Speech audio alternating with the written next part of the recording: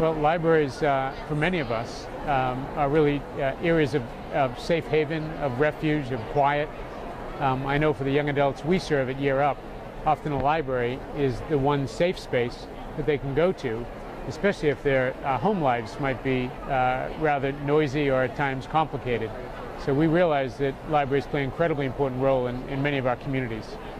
I can remember growing up in Lowell, Massachusetts, going to the Lowell Public Library, walking through the stacks, checking out books, and interestingly, in all of my educational career, college and graduate school, I consistently sought refuge in the stacks in order to find a place where it could be quiet, where I could read. And so libraries have been an important part of my life since I can remember. In Cambridge, Massachusetts, my home, we have just built a beautiful, beautiful new library, only about 200 yards from our home. So our children get to go and explore the library, to use it for all it can offer, and it's an absolutely, just a really important asset within the community, which is one we have access to quite readily. Well, I serve on the Board of Education for elementary and secondary education for Massachusetts.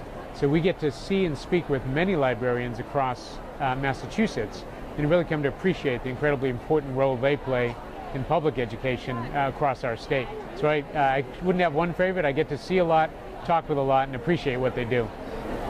You know, libraries play an increasingly important role, especially when you think about information literacy and the way in which libraries help young people to become digitally and information literate.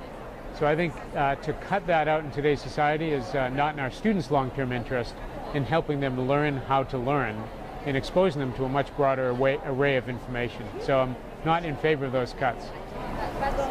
I would say I'm a pretty strong protector of free speech. So in terms of banning books in libraries, I can't see how that's going to help young people learn, or in general help people learn. So I'd much more promote rather than ban. I had the good pleasure to write a book about the program I founded, Year Up, which is a nonprofit organization that in 1 year helps low-income individuals go from poverty to a professional career.